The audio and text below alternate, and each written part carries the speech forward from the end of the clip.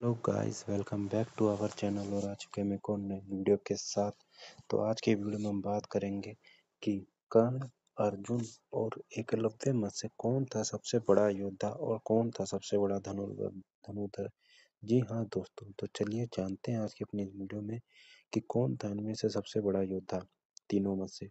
तो बहुत ही रोचक प्रश्न है कि जिन लोगों को भारत का अल्प जानकारी है, यह जान जिनकी वृद्धि कम करती है, वह लोग एकलव्य, कर्ण और अर्जुन के ही पल पलड़े में तोलते हैं। जबकि यह है कि आदर, सत्य, पूर्व ग्रह और अल्प ज्ञान बहुत विनाशकारी होते हैं। हम जब अर्जुन की एकलव्य और कर्ण से तुलना करते हैं तो उनकी आयु के विषय में विचार नहीं करते। कर्ण अर्जुन से कम 10 वर्ष में बड़ा था। एकलव्य तो कर्ण से करीब करीब 5 वर्ष बड़ा था।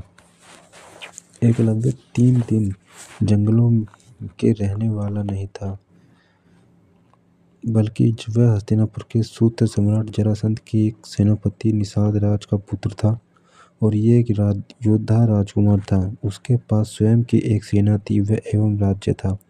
वह पहले से ही जरासंध के सेना विद्यालय से शिक्षा प्राप्त कर चुका था। वह आचार्य द्रोण के पास केवल शिक्षा लेने आया था, बल्कि शिष्य के रूप में गुप्तचर था।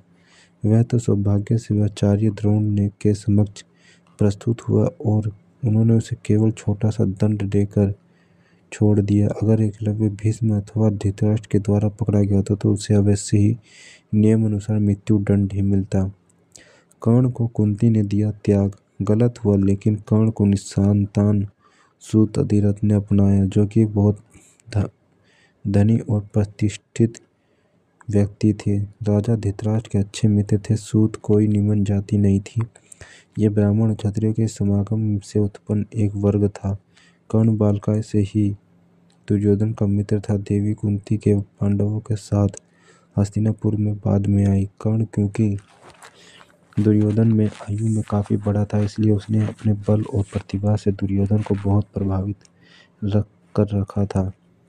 लेकिन उसका यह प्रभाव भीम और अर्जुन की उपस्थिति से नष्ट हो गया और यह इसे ईर्ष्या देश से वशीभूत हो राज्य के लोभी दुष्ट दुर्योधन को अवितरित मित्र बनाया गया। रंगभूमि में कर्ण को तिरस्कार क्यों हुआ?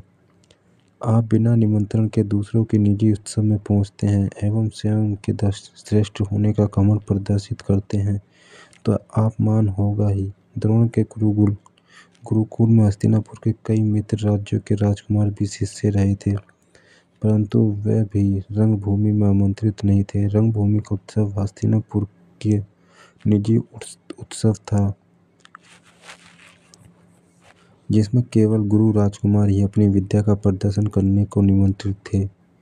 कर्ण अशोभनीय तरीके से रंगभूमि में घुसा, अपनी विद्या का प्रदर्शन करा, स्वयं को अर्जुन से श्रेष्ठ घोषित कर दिया। इतनी उद्दंडता काफी नहीं थी, जो अपने से लगभग 10 वर्ष कनिष्ठ अर्जुन को प्राणदंड द्वंद्व युद्ध की मूर्खतापूर्ण चुनौती दी।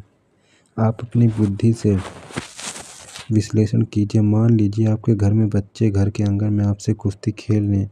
अचानक बाहर से एक युवक घर के आंगन में दाखिल होता है और घोषणा करता है कि वह अधिक शक्तिशाली और बच्चों की कुश्ती में मार देगा। इस स्थिति में आप क्या करोगे? गुरुकुल में अर्जुन एकलव्य के सामने बालक था। हो सकता है उस समय युवा पुरुष एकलव्य की क्षमता बल्कि अर्जुन से अधिक थी। आखिर 15 वर्ष का अंतर था आयु में और रंगभूमि के समय भी हो सकता। युवा कर्ण की समकता नवोत्तर अर्जुन के सामने कारण वही लगभग 10 वर्ष आयु में अंतर ही था। अगर केवल गुरु की श्रेष्ठता के कारण ही शिष्य भी श्रेष्ठ माने जाएं, तो आप अनुमान लगाए कि जब महाभारत का कुरुक्षेत्र युद्ध हुआ तब इन तीन योद्धाओं की क्या स्थिति रही होगी। गुप्तचर एकलव्य, कर्ण और अर्जुन के गुरु आचार्य द्रोण थे।